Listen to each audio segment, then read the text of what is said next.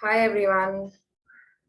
We'll wait for a couple of more minutes, just like 2 or 3 minutes for a bunch of our friends to join. I think I'll begin the session after that. Just 2 or 3 more minutes.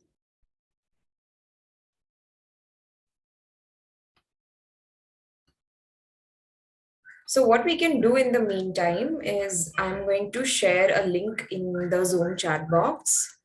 It's very similar to what we did in the previous session. You just have to open the link and you can answer the question that is there in the link. Yeah, it's a very simple question. It is just asking you if you have ever written an email or not, and I can showcase the answers onto my screen. Zeel, can I have a screen share access? Sure, ma'am. Yes.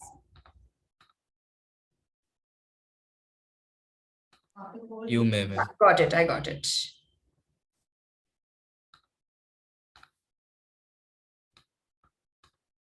Yes. Oh, so 3 of our friends have already written emails before. Has anyone else ever written an email? Feel free to answer a no. Don't worry about it. Because if you're answering a yes, I will have follow-up questions for you. So don't escape with a yes. If you've not written an email, feel free to answer a no in the link. Very good. I finally see a no.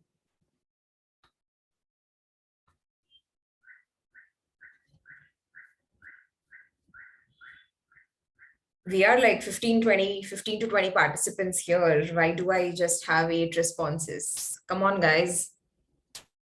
Feel free to answer.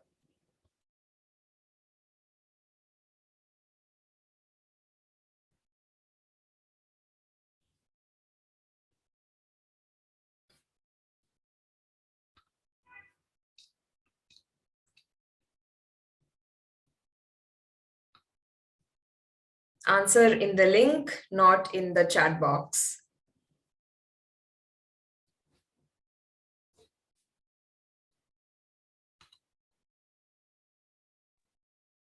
Okay. Okay. So what we're going to do in this session today is we are going to see how we can write an effective email.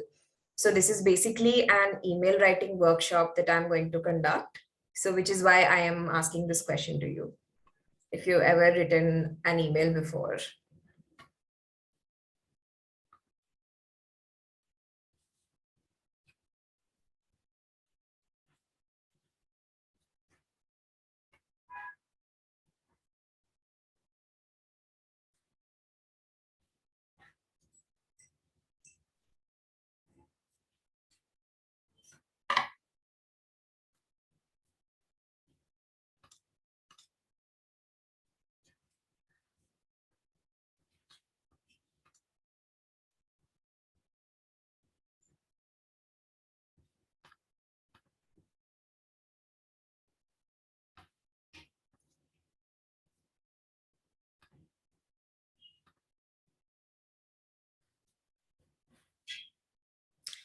Okay, now that I have got a total of 12 responses out of 22 of us who are on the call, and I don't know what the other 10 folks are doing who have already joined this meeting.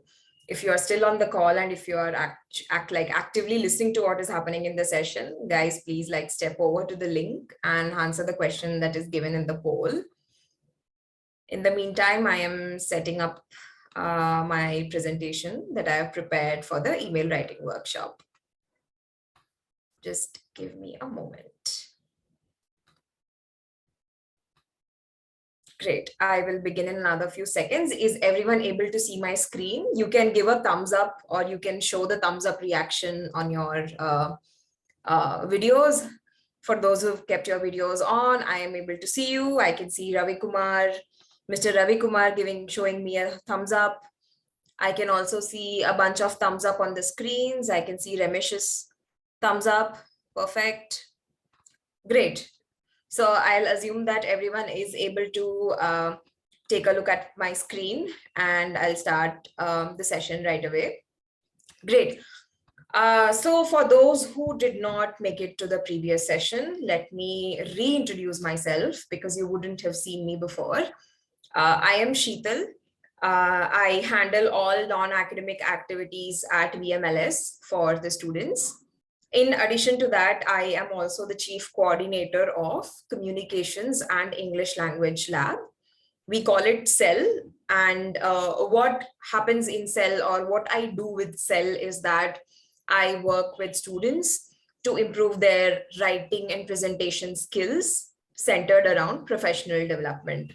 So if you are heading out for an interview, if you're heading out for an internship, you need to have certain professional writing skills in you. So that is what I am looking to, teach you, help you improve in that aspect, so that while we are out there representing VMLS, we present the best of us, and so that we like the ambassadors of VMLS when we go out. So just to present the best of ourselves, I will help you improve all those aspects. And if you ask me why I picked up something very basic as email writing for today's session, I have a very, very, very accurate answer to give you. A lot of the students here at VMLS are, even though they are communicating via email on a regular basis, I still see a lot of email, mistakes in their emails, primarily because most of us are so used to using WhatsApp and Instagram and Snapchat, where we are just writing like one sentence, while we're communicating to each other. It becomes very difficult for us to write a good professional email when you are communicating to somebody who is, outside VMLS, when you are representing yourself in competitions, in moot court competitions, and in different avenues where you have to step out and show yourself as a good professional. People are, struggling to show up the professional skills. So that is why I thought, let me start with an email writing workshop, so that, once you come and join at VMLS, it's going to be, super easy for all of you to write emails, because emails is the primary mode of communication between students, staff, and administrators at VMLS. So again, you can use the chat box to answer this very simple question. What is the common email services that you guys are using? The most popular one is Gmail. I am guessing a lot of you are using Gmail because it is connected to your app store, from where you, Google Play Store, from where you download your, apps and all that. But what other email services are you using? Okay, I can see that Satish is using Yahoo. I am also a Yahoo Mail user. In fact, my first email was created, in Yahoo, and later I switched to Gmail. Did you guys get my question? I asked, about the email service that you guys are using. Could be Gmail, could be Yahoo. There is Microsoft's product. It's called Microsoft Outlook. It's another email service. There used to be Reddit, sorry, not Reddit, Rediff Mail long back, Gmail. Okay, Ramesh is using Outlook, Kadir is using Gmail, Mr. Sundarapandi is using Yahoo. Okay. Great. So, if one of you could just unmute yourself and let me know, for what purpose you've been using like Gmails, apart from, downloading apps from the Play Store. It will be really nice. Like, where have you written emails? To whom have you written emails? If any of you could just unmute yourself or raise your hand, I could let you speak, and we can have a small discussion around that. For what purpose are you using the email? Yes, Suresh. I can see your hands raised up. You can unmute yourself and speak.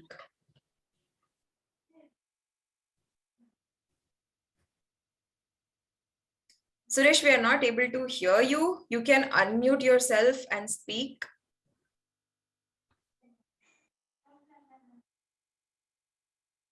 Okay, anyone else? Anyone else? For what purpose are you using emails? To whom have you sent emails before? Yes, madam. This is Satish here. Yes, Mr. Satish. Official purpose also I used Gmail. Okay.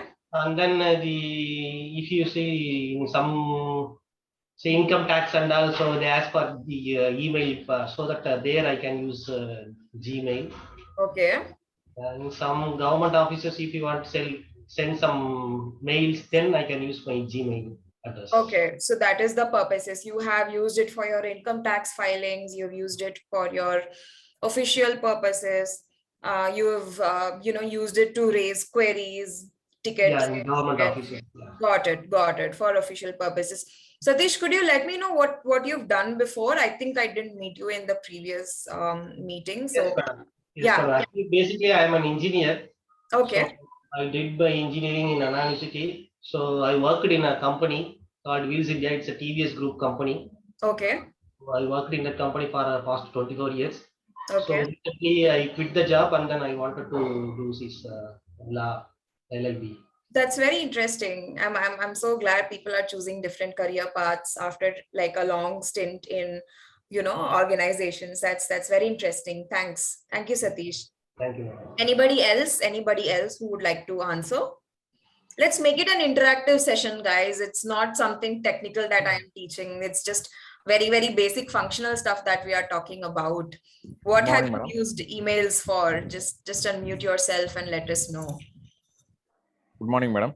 Hi, good morning. Is this Mr. Sundrapandi? Hi. Yes, madam. Yes. This is Sundrapandi. Yes. I used to write email for banking Okay. and insurance, Okay. and as well as different official communication Okay. to write Okay. email. Okay. But I'm using email last almost 10-15 years. Okay. Oh, you've been using emails for the past 10-15 years. Very, Yeah, but very I impressive. worked in pharmaceutical company. Okay. Okay. So you would track all your bulk purchases, orders, and everything via email, is it? Everything. Okay. And which service Yes, provider, like which email services did you Outlook. primarily use? Outlook. Outlook. Okay. Outlook. Great. Perfect. Anybody else?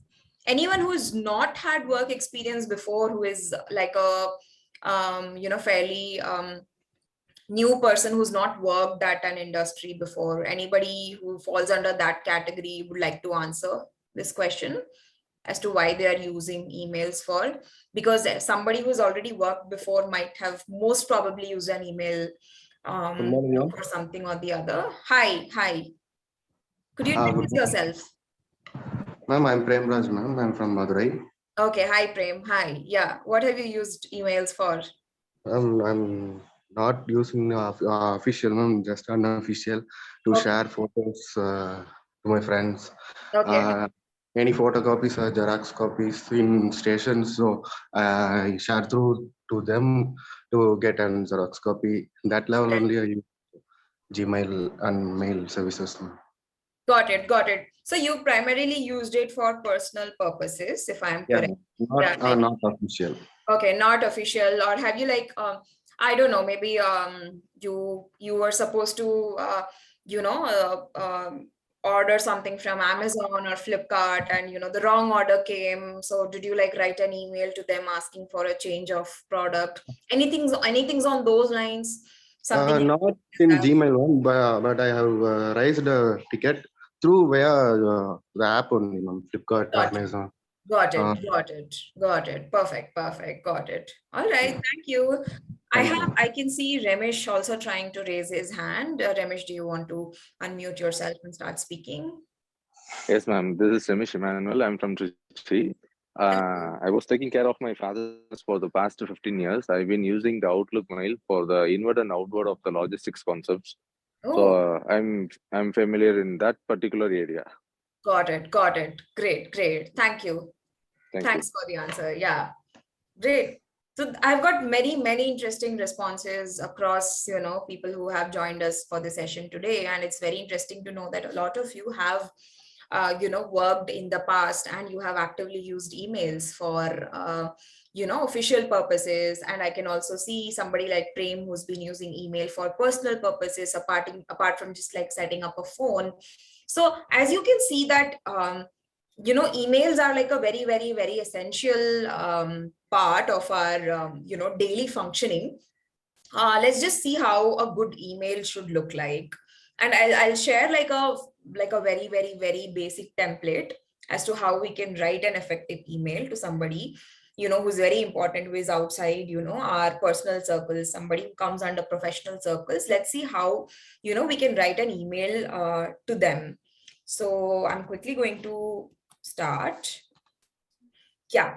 So why are emails getting so much more importance than, WhatsApp or Instagram messages or Facebook messages or, Snapchat, if a bunch of you are using, like, why is email still there, and why is email still not, dead because of WhatsApp or Instagram? The primary reason why emails are still alive is just that it is the most professional way to communicate to people in official settings, in professional settings. It's also a very, very, very shorter form of communication. I don't know if all of you remember, like back in the day when we used to be at school, whenever we are taking a leave or whenever we are taking a permission or something, we were asked a long letter that we had to submit in the office, or, somewhere where we used to write this format, from name, class, then we used to write a date, then we used to write to the principal, then subject line, respected sir, and then you write a very long letter, you get it signed from parents, and then you submit it for, your leave application and things like that. So instead of, sending, so the purpose of submitting those letters was just that it's on the record that, you are, taking permission or taking leave, and that it's been like authorized by your parent, and that the school has to keep a record of that. So I can see Aishwarya's hands up, but Aishwarya, just give me like some time. Let me complete the session and then I will open the floor to questions. I hope that's all right. So yeah, so just to replace, the long form letters, we are primarily using, emails, which is a shorter and a much more professional form to communicate, where the sender, is the person. You are the sender, and the person to whom you are sending it is the receiver. The receiver will automatically know who, your name will show up in the email address if it's like a professional email ID that you have. If it's an organizational email ID, then again, the receiver will know from which organization you are sending. So, different, information like that is already there in your email ID while you are sending out an email. So it's easier for the person to identify who you are if you are sending it from, say, a professional email ID.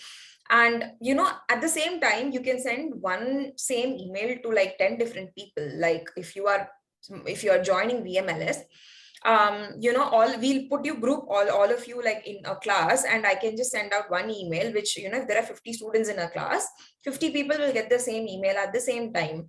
I cannot do that with, long form letters or something. I am aware that WhatsApp does have a broadcast list, but WhatsApp doesn't really count as professional communication.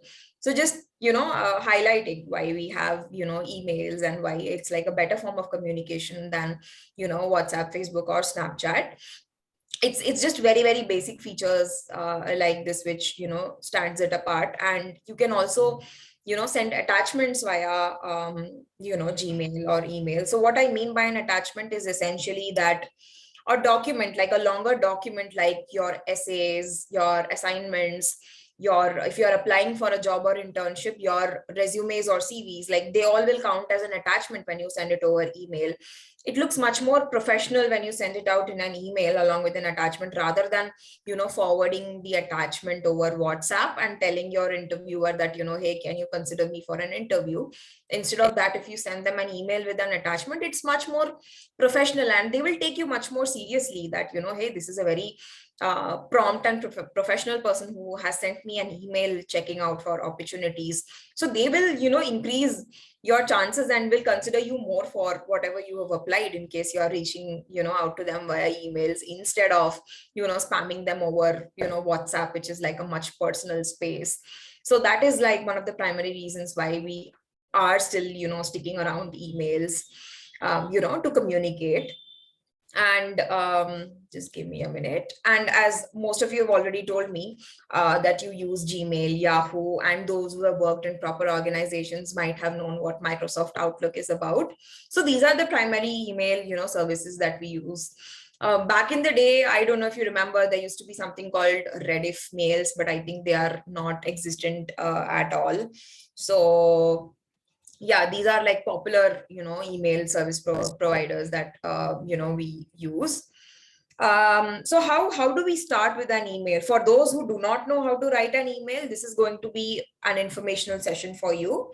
And for those who already are used to writing emails, make sure that you are following the checklist that I am presenting to you right now, because I am pretty sure we would have done some mistakes in the past and we would like to rectify it when, we are going ahead and like writing emails in the future. So here you go. This I have taken example of Gmail, because Gmail is the most widely used email service. So how do you start writing an email is that there's this small compose email button, which I have shown in the left. If you open your Gmail inbox, you would find this compose, button with a small pen sign, like an edit sign. So you click on that. What happens is that a window opens up, which looks like this huge, screen that I have pasted on my deck in the right. Something like that opens up. What you see at the top is recipients, followed by subject, and then you have a lot of blank space where your cursor will automatically blink. Then if you look at the bottom, you will see a couple of formatting bars, and then you will have a big blue send button. So you click on the send button only if you've written the entire email, if you've written the subject, if you have correctly written who you are sending the email to, only then you will be able to, send the email. Otherwise, you will get a default message saying you've not entered the recipient's email ID, or you've not written the subject line, or it's a blank email. Sometimes you do end up getting messages like that. So be careful while you are writing emails as to not missing out any essential information in the 3 of these buckets that I'm currently showing. Going on.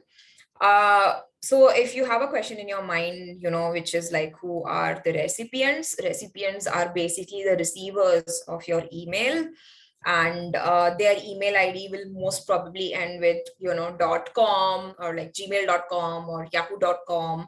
Yahoo also had a yahoo.co.in, domain earlier.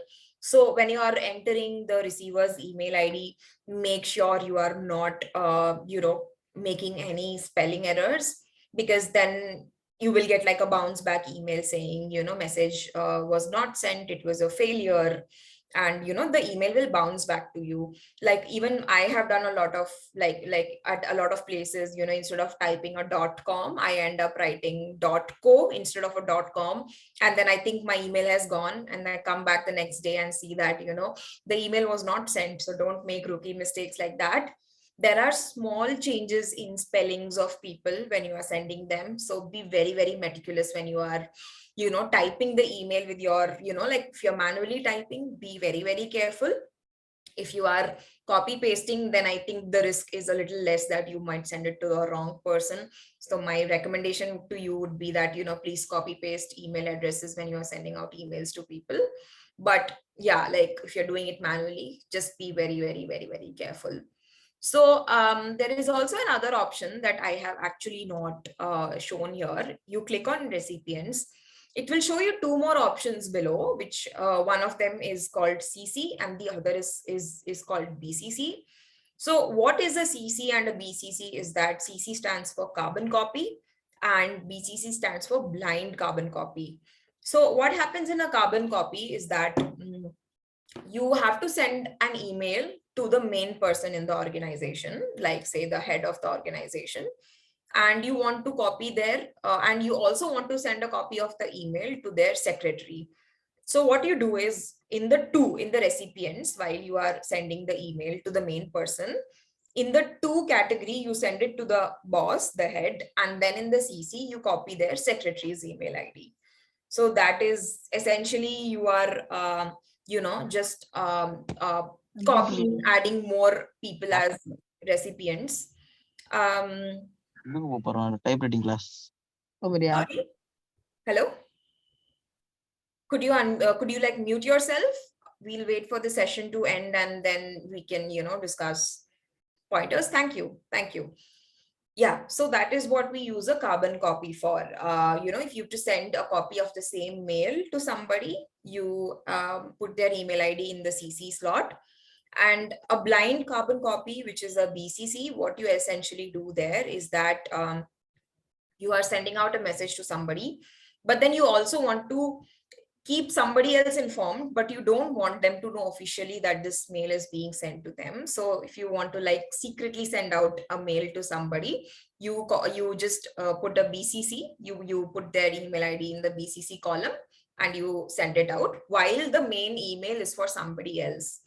So that is what you do when you want to hide, the matter about, so you can add 10 email IDs in the BCC column and you can send it out.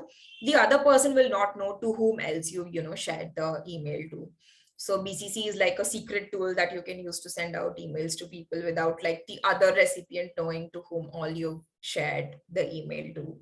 So that is the purpose of BCC and CC, which I have not updated here, but just for extra context and extra information, I am just letting you know about the same.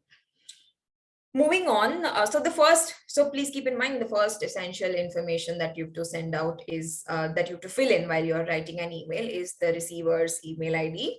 Do not make mistakes while you are copy pasting the address. The second most important thing that you have to enter in while writing an email is the subject line. So if you ask me what a subject line is, the closest answer that I can give you is that subject line is a shorter form of what you have written inside the actual email. Your email could be 600, 500 words long, but your subject line should not be more than 10 words. It's as simple as that. Like 7 to 8 words is like a very ideal length that you should follow, but make sure it doesn't go beyond 10 words because the subject will itself start looking like an email. And what information should go in the subject line is that a very, very, very short summary of what you've actually written in an email. That is what is supposed to be on, the subject line. You can also choose to, write some identifiers like, say if there are 50 students who are submitting an assignment on the same day, your subject line could indicate your name so that all the 50 students do not have the same subject line. So your subject line will primarily be submission of assignment on 10th November, 2023, whatever. And then you can write your name in the side, so that I am whoever is reading the email and whoever gets bulk emails can, differentiate that, okay, this assignment was submitted by, okay, this person, something like that. Even though your email ID will indicate that, you are a person from my class, I know you, but just to, differentiate yourself a little better, you can either add your registration number, your roll number, or your name in the subject so that the person is able to, differentiate when they are getting bulk emails. So remember, do not write very long subject lines when you are writing emails. You can write really long emails. Remember that your emails can go up to 500, 600 words if there is, enough relevant content to write, but your subject line cannot be more than 10 words long. So please keep that in mind. All right, let's see what we have next. So next is again the third important piece of information that you should be, entering, which is the body of the email.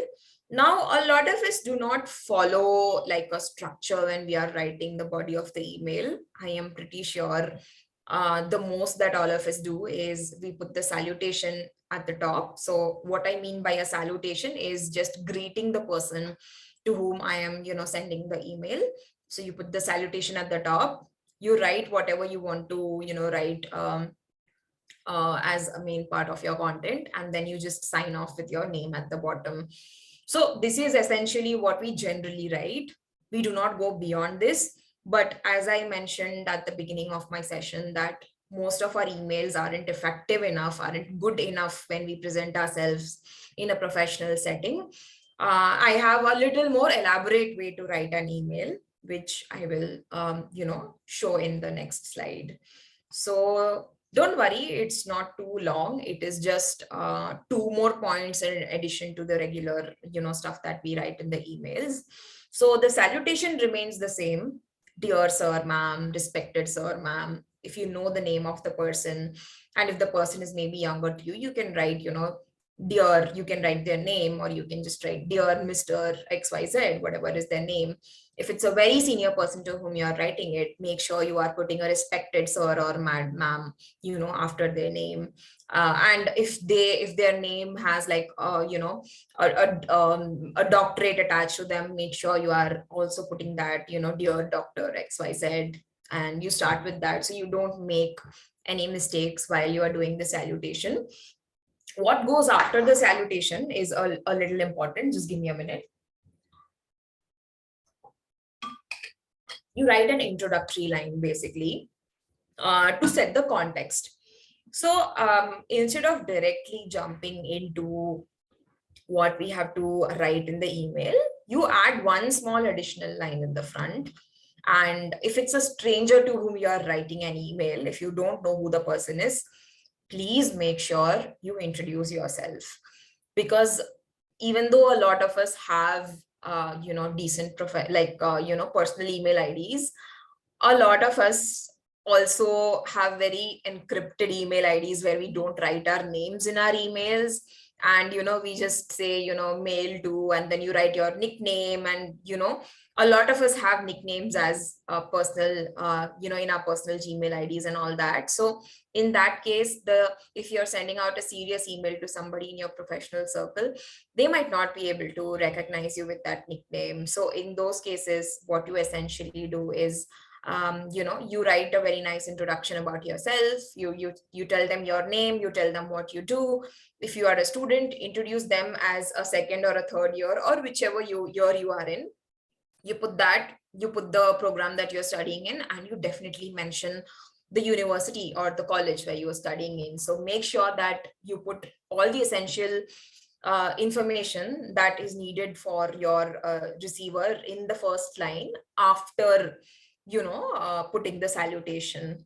So you introduce yourself and you tell them a little bit about other things that you're doing, and then you come to the main content. So for example, like just putting out an example, if I want to write to a company asking for an internship, and I am writing to the MD of the company or a senior advocate in the company, I cannot expect that person to know me in advance. So what I will do is I will introduce myself in the first line. I will tell them that I am Sheetal, studying in second year LLB at VMLS. I have a grade point of 8 point something in the previous 2 semesters.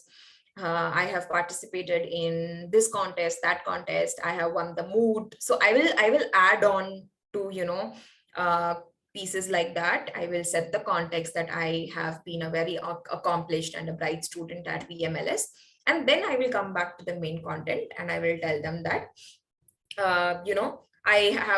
I'm just reaching out to you because I am on a lookout for internships at the end of the semester, and I have heard about your law firm or your startup, that they've been doing great work in XYZ area, and I think working with you will really improve my skills. So I will build on to the main content after setting a context about who I am. I will tell them that I am a very accomplished person. I have achieved these things in my life as a student there.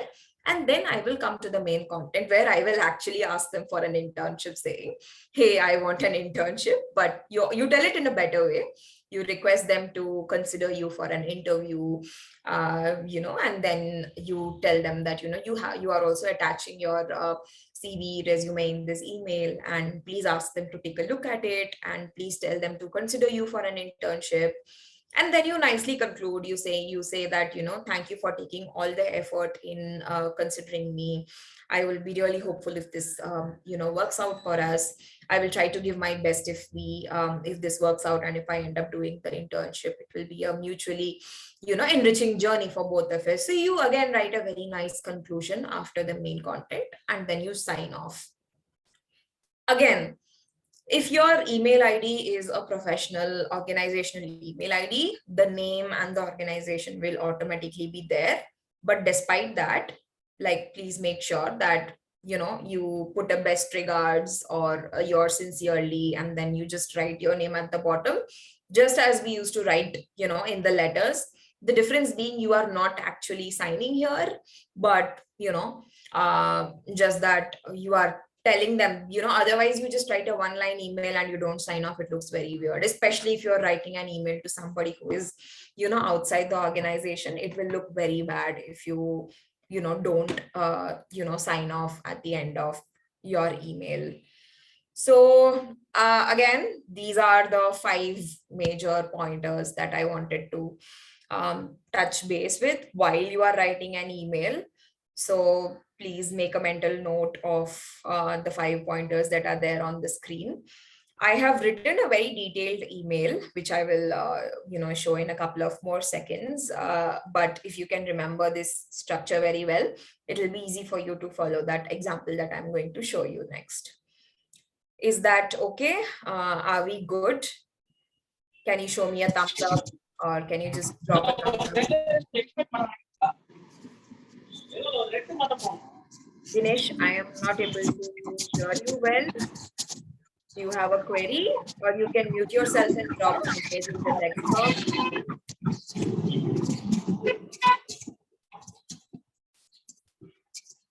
Hi Dinesh, I am not able to listen to you. Can you just mute yourself?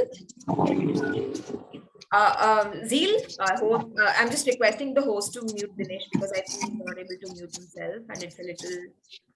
Ma'am, there is something network glitches from his side. Sorry, Zeel. Yes, ma'am, we can go ahead. Thank you. That's really helpful. Great. So I see a lot of thumbs up in the chat box in my DM. I will go ahead with the example that I had. Great. So what we're going to see now is we're going to just see a sample email that I have written. And for what purpose I have written is that a person in the college is looking to participate in a moot court competition. So because it's an external competition, they need the permission of the dean. So they have written this email to the dean, and let's see how it goes.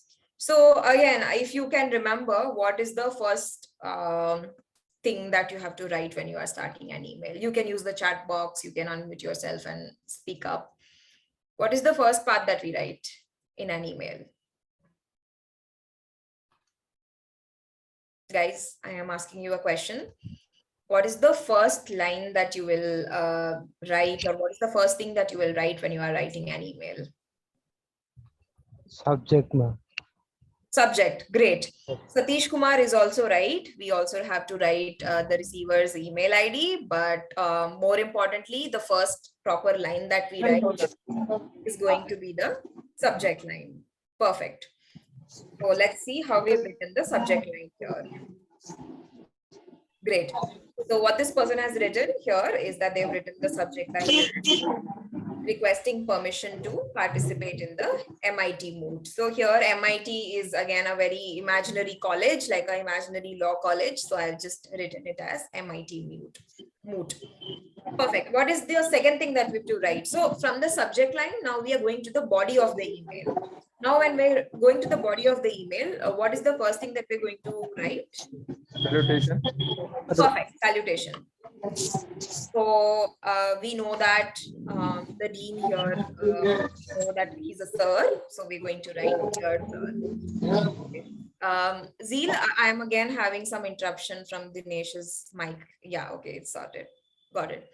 Great. What goes after the salutation? What goes after the salutation? Introductory line. Introduction line. Perfect. Thank you. I am so glad you all are actively listening to my class. I am so happy. So it's the introductory line. If you can see what this person here has written is that they have casually mentioned if the dean is doing well, and then they have introduced themselves. So I am writing this as a student. So I have written that I am Sheetal from second year LLB program at VMLS. What goes next? What goes after the introductory line? Main content plus attachment. Perfect. So in this case, we don't have an attachment because we are just seeking permission to participate in an event. We don't have an attachment. So what we are doing is we are just writing the main content. It's a lot of content. I'll give you a few seconds to read this. You can read it in your mind and we can discuss it later, like few minutes later.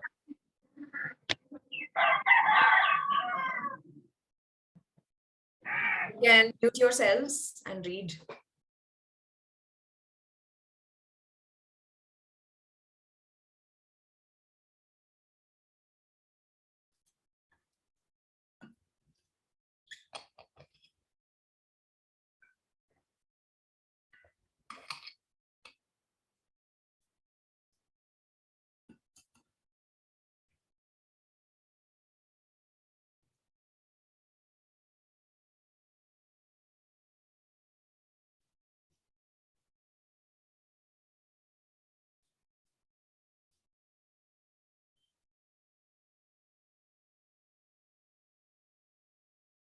Great. I am hoping all of you have done the reading. So as you can clearly see, the main content they have clearly mentioned, the person who's written the email has clearly mentioned about the date of the event, that it's an external event, that they would like to participate, that they have additional team members along with whom they can go and participate. They have also established the reason as to why they are the best team to participate, because they won the internal moot competition last year. So they are seeking permission. So so the difference between a regular email and this email is just that if I had been a student at college, I would have just written an email asking for permission. But what this person here has done is that they have established why they are the best team to go and participate in this contest, because subtly they are indicating that they have more chances to win because they are the best team in the college in the internal moot court they won last year. So they are already the best established team in the college. So they're using that as a reason to go and participate for the moot contests that are happening externally. So that is the difference here. Instead of just mentioning, about just going and participating, they have also addressed as to why they are the best team members to go and participate. Now think about the perspective of the person who is getting this email. They will read it automatically and they know that they are the best people, to go and represent the brand of VMLS outside in other colleges, and they will automatically approve this email, right? Because all the questions that come in your mind while you are reading this email are automatically answered here. Where is the event happening? When is it happening? Along with whom are you going and participating? And why are you the best people to go and participate? So as you can see, all of those have already been addressed in this email, which is why there are no further follow-up questions that the dean will have. The dean will just read the email, they will close their eyes and they will just send an approved email in response to that. So that is the difference here. They set the context well. They also have captured all the essential information that needs to go out when they want their application to be moved in front of the dean. And they've also established why they are the best in town. So it's as simple as that.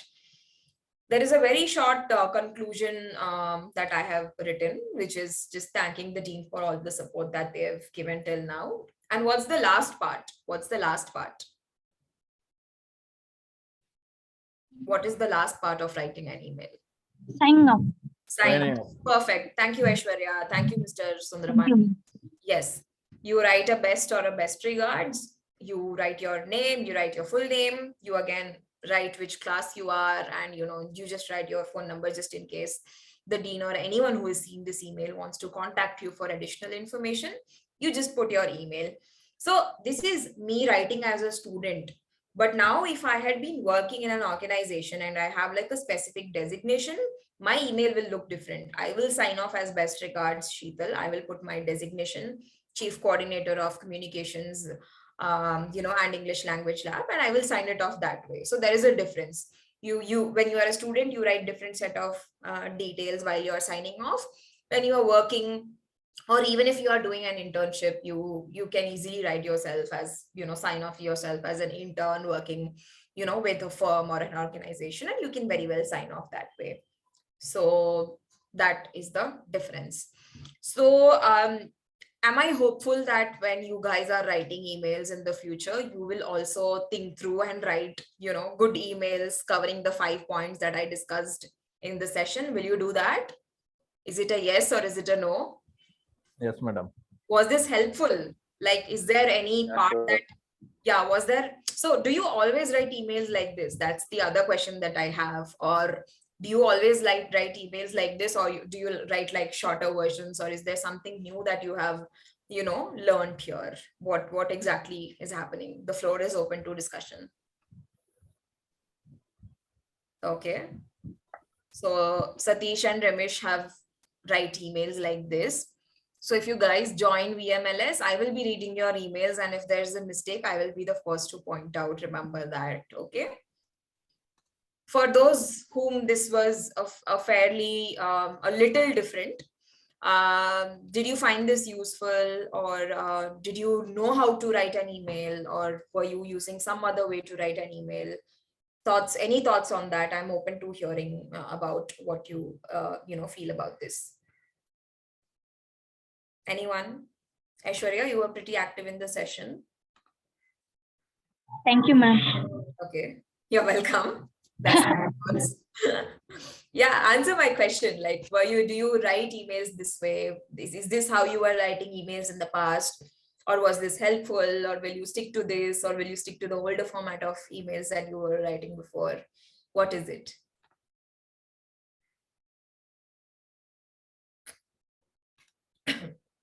Okay. Vijay Lakshmi also says that she found it useful. Interesting. Yes, ma'am. This is Satish here. Actually, this is the way I used to write email. Perfect. Thank you, Satish Kumar. Yeah. Thank you so much. I am Yeah, glad that at least same somebody. way we are using the yes. Same way we are using this. email. Okay. Okay. I'm glad. I am glad this is already established. Perfect. All right. Okay, thank you.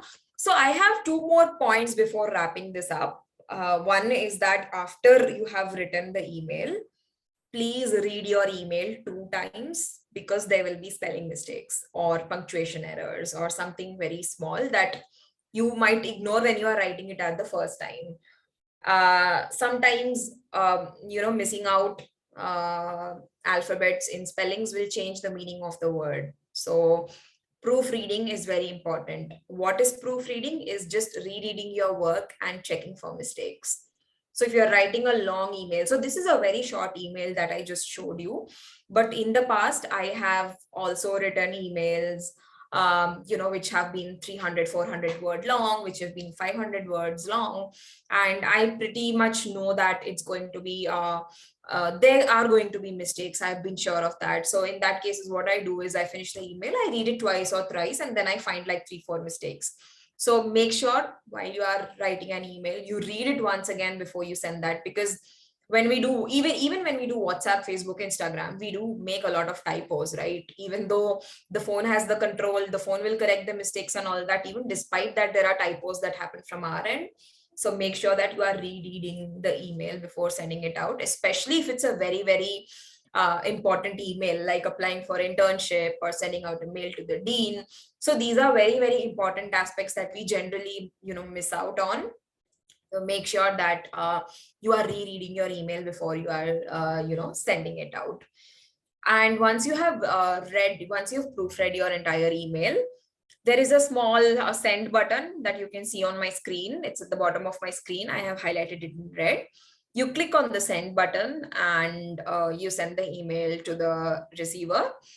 I don't know if a bunch of you are aware of this or not. There is an option called schedules send.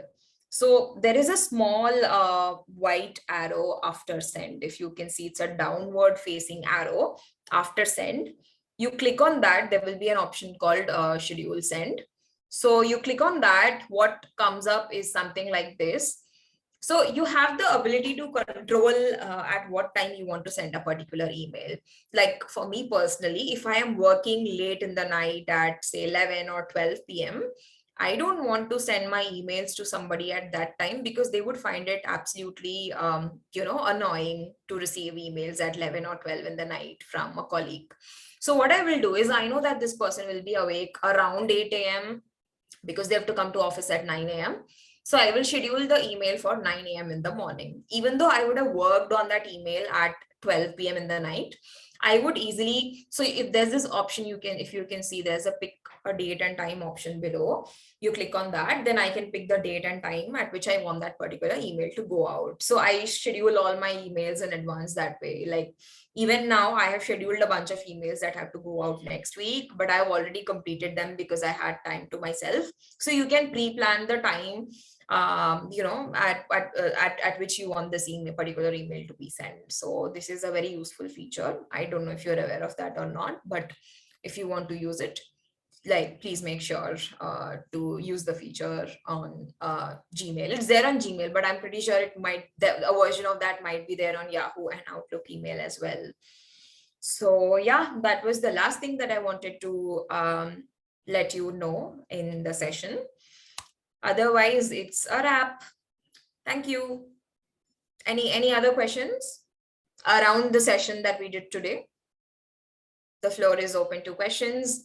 You can send your questions in the chat box. You can, unmute yourself, raise a hand, because it's almost the end of the session. I pretty much touched base with all the things that I wanted to let you know.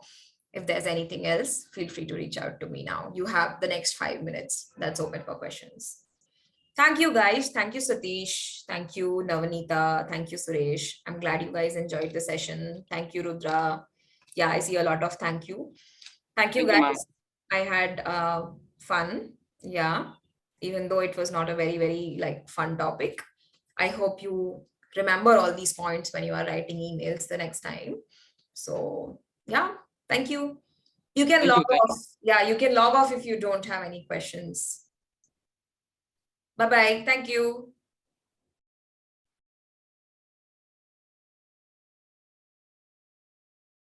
Okay, so no questions. I will also log off.